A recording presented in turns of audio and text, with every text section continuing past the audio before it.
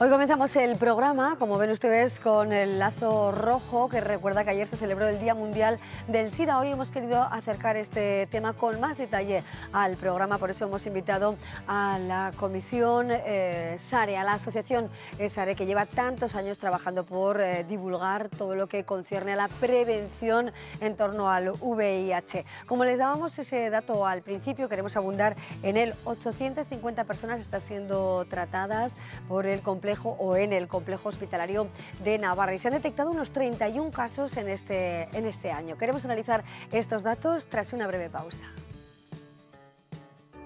Te estamos esperando. Regálate audición. Fue dramático, porque además no se sabía, mucha gente la contrajo sin tener ni idea, claro. Hay un repunte de los casos de SIDA, de que hay buena parte de la población, joven y no tan joven, que en alguna medida se confía. Yo creo que al final no se trata de prácticas de riesgo y prácticas de no riesgo, sino de reducción de riesgos en las prácticas. Siempre he tenido presente el preservativo. Que se hagan la prueba. O sea, en principio no creo que lo vaya a tener, pero si lo tuviera, pues sería para mí una ventaja al saberlo, ¿no? Me la haría sin problemas. Es fácil y sencillo y no duele y... Por eso esta campaña. No corras riesgos, quiérete, ama, haz lo que quieras, pero hazlo informado.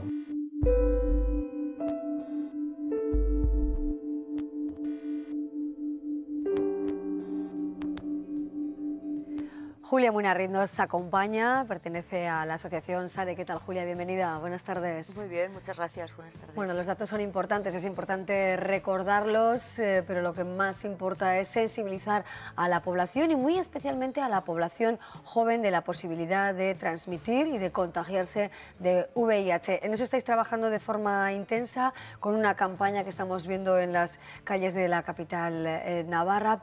¿Cuál sería la reflexión más importante, Julia, en este año, ¿no?, que está acabando, 2015, no solo en cuanto a datos, sino bueno, a prevención y a difusión y divulgación de ese cuidado, ¿no?, ante la posibilidad de contraer el VIH?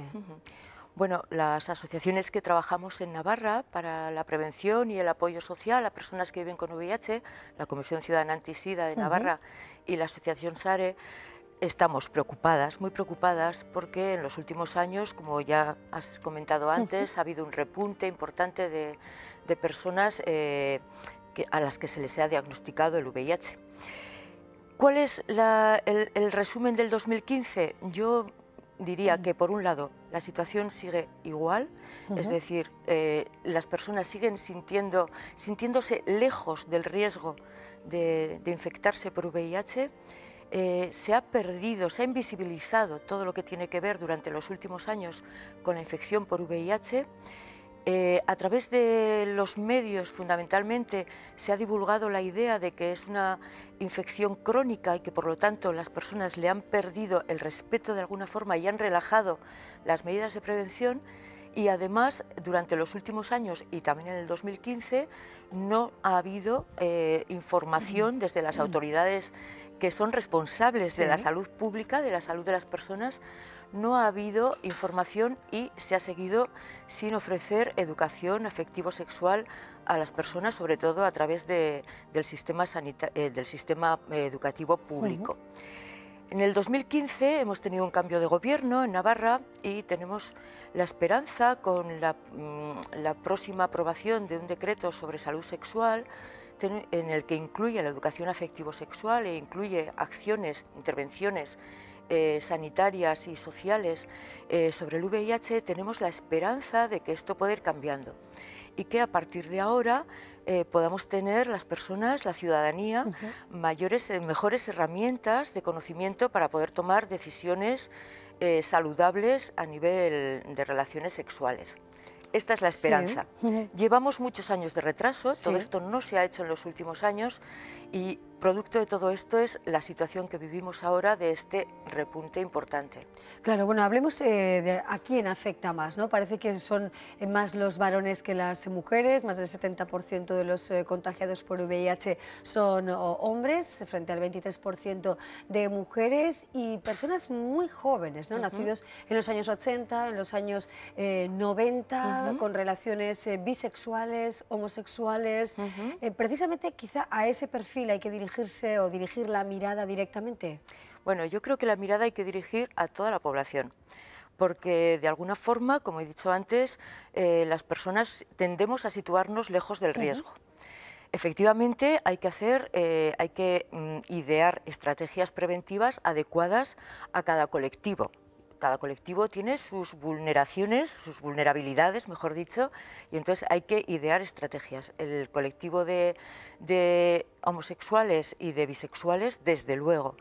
Y como en su día se hizo con el colectivo de personas usuarias de drogas intravenosas, que se incidió de una forma importante, y ahora tenemos que solamente el 4% de las personas diagnosticadas han compartido jeringuillas. Es necesaria esta intervención dirigida a estos colectivos en concreto, pero también al resto, porque, por ejemplo, las mujeres, el 91% de los diagnósticos en mujeres es por haber tenido relaciones sexuales heterosexuales de penetración sin preservativo, y habitualmente se tratan de mujeres que las únicas relaciones que tienen es con su pareja.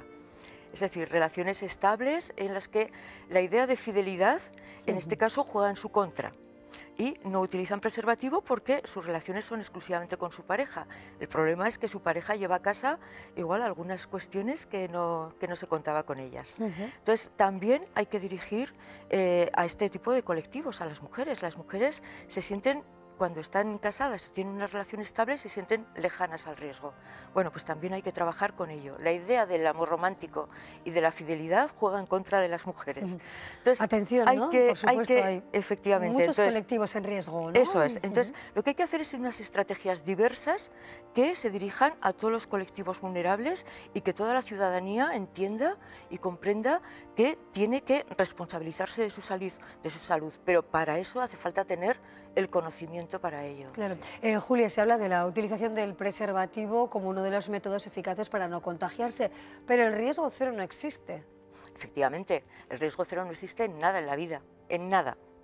A nada le pedimos riesgo cero, tampoco le podemos pedir al preservativo, pero si lo utilizamos sistemáticamente en todas nuestras relaciones, lo que vamos a tener es una reducción de riesgo prácticamente total.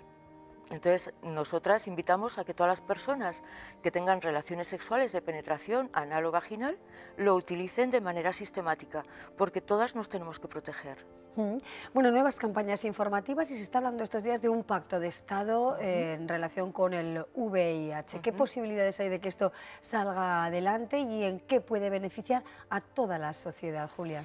Bueno, parece que últimamente, en los últimos días, todos los partidos políticos están diciendo que estarían de acuerdo en firmar este pacto que consistiría en que las estrategias preventivas fueran estables en el tiempo. Sin embargo, el último gobierno que tenemos ahora todavía, lo primero que hizo fue eliminar el Plan Nacional de SIDA y reducir drásticamente hasta el año pasado las aportaciones económicas para abordar este tema. Ahora que estamos en campaña ya prácticamente, pues todos se suman al carro. Exacto, ayer el Parlamento, de hecho, bueno, suscribió 2 declaraciones institucionales en relación con el SIDA, y muchos de los representantes políticos, como estamos viendo, bueno, pues se apostaron en la puerta del Legislativo para defender esta lucha, ¿no? Esperemos que no solo sea una imagen. Efectivamente, y sobre todo porque al exigir un pacto de Estado, lo que estamos intentando es que esto sea de manera estable, sea en todo el territorio, y que no haya las grandes diferencias que hay ahora mismo de políticas preventivas en unos territorios o en otros. En este en concreto hemos tenido, yo creo que muy mala experiencia en los últimos años. Vamos a quedarnos con el lema de esta campaña, queremos incidir en ello, no juegues sin red, ¿no? Vamos a profundizar un poquito más en ese lema y también me gustaría, Julia, que nos contara si realmente existe discriminación en el ámbito laboral para las personas que tienen el VIH, que son seropositivos. ¿Tenéis experiencias en Navarra o fuera de Navarra en este sentido? Sí, las experiencias existen. Las personas que viven con VIH, precisamente por temor a estas discriminaciones laborales, afectivas, de amistades, etcétera, suelen ocultar que viven con VIH. Aproximadamente el 58% de las personas dicen no conocer a nadie que diga que vive con VIH.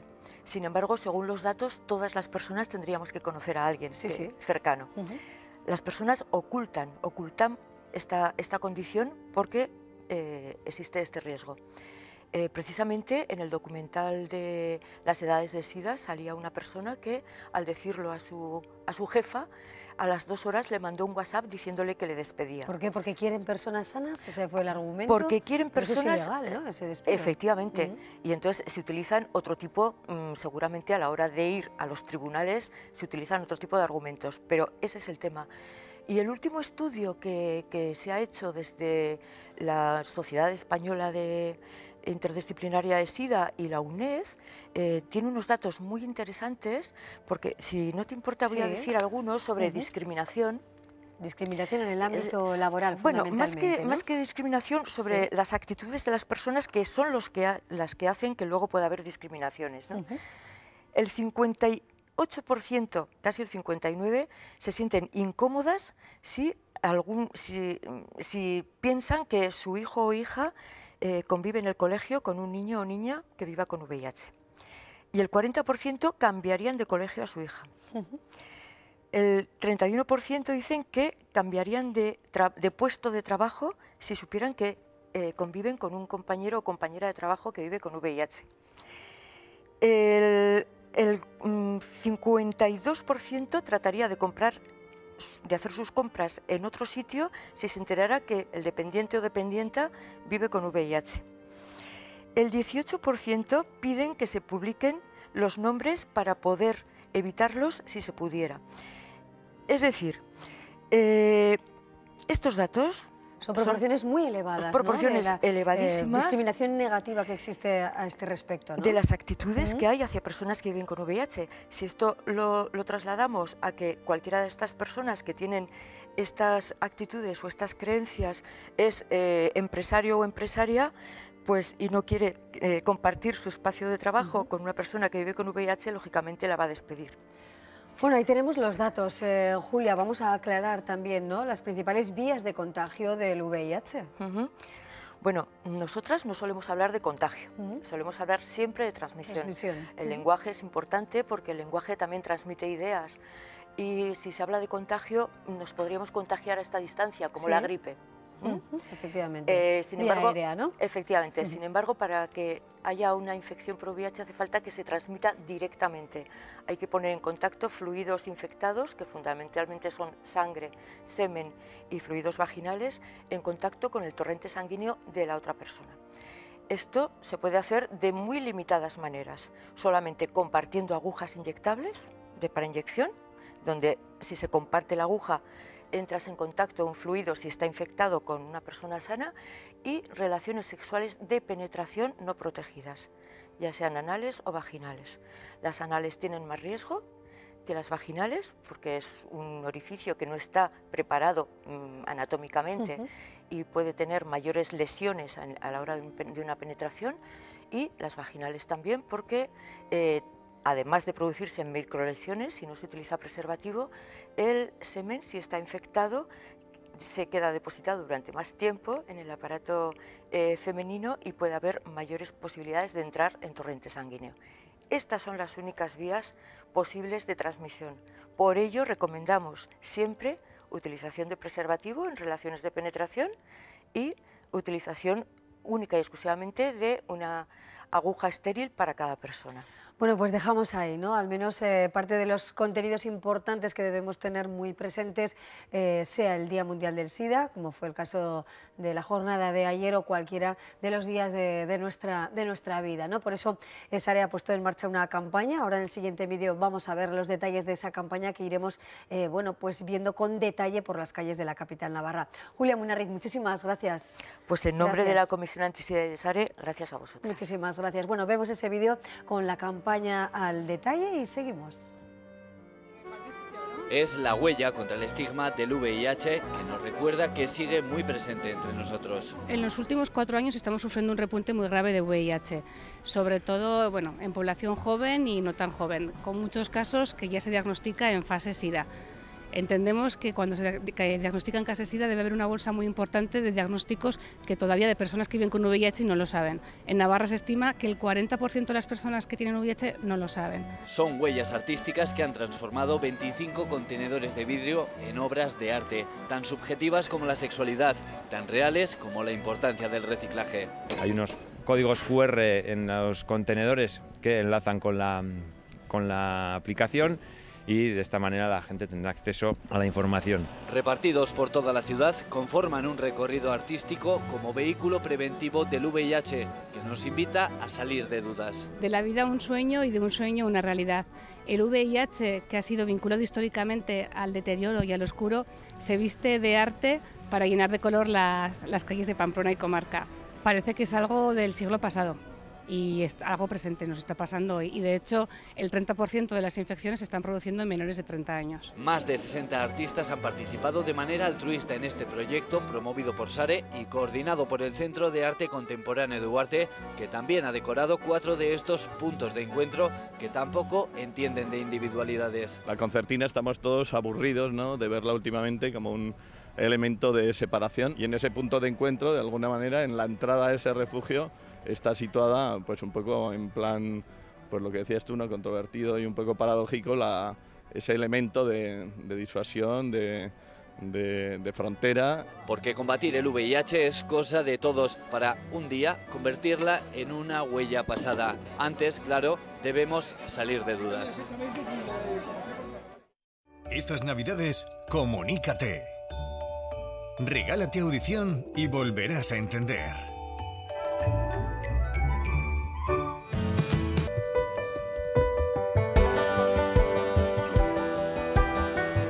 Aquí hay una recopilación de fábricas en función de bueno, una visión infantil de niño que tenía yo, de que siempre la atracción hacia esos complejos. Al final se creaban como una especie de ciudades, ¿no?, dentro de la propia fábrica. Eso es lo que me ha llamado siempre la atención, este tipo de construcciones.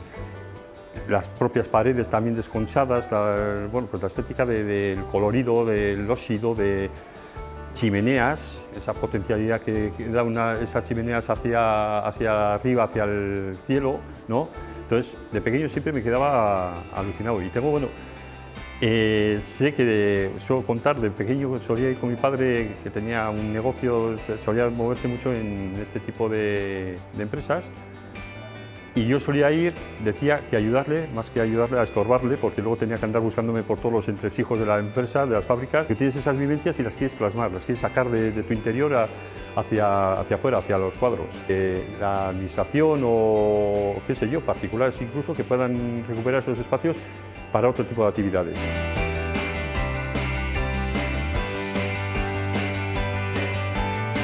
Patrimonio como definición, la definición de patrimonio dice, puede ser el conjunto de elementos tanto materiales como inmateriales que han formado parte de una colectividad o de una sociedad y la evolución de la misma.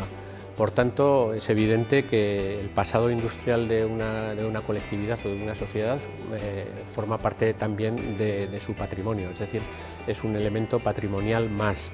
Habitualmente hemos considerado siempre patrimonio como algo bonito, como algo bello y además como algo antiguo. Entonces los restos industriales tienen una serie de características. Por una parte, los criterios estéticos son diferentes, evidentemente, incluso algunos restos no son bonitos, pero sí que tienen por sus características una implicación en el pasado de la sociedad pues muy importante y por tanto hay que considerarlos como tal.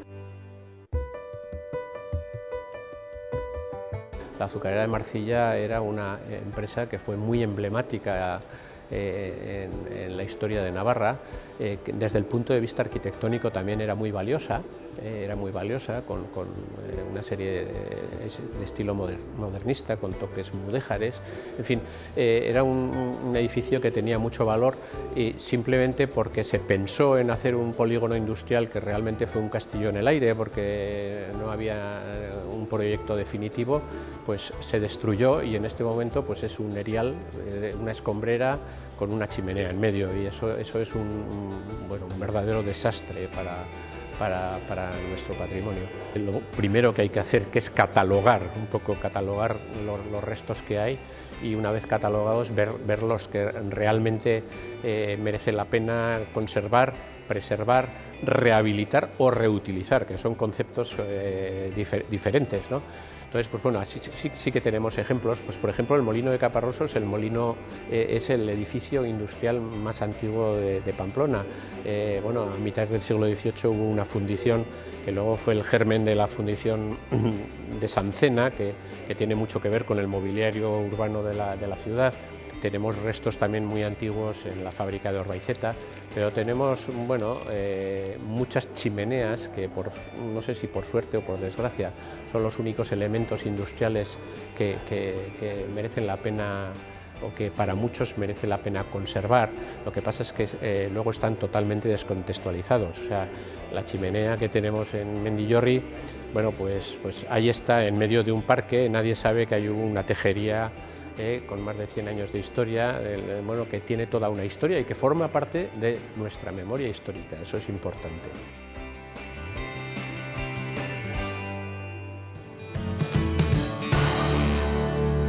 Bueno, y hasta aquí llegamos con algunos de los momentos interesantes que hemos seleccionado para todos ustedes en este 5 de enero. Mañana, todos con la sorpresa de los Reyes Magos. Que disfruten, que lo sigan pasando muy bien en este primer inicio ya del año 2016. Seguiremos contándoles más historias.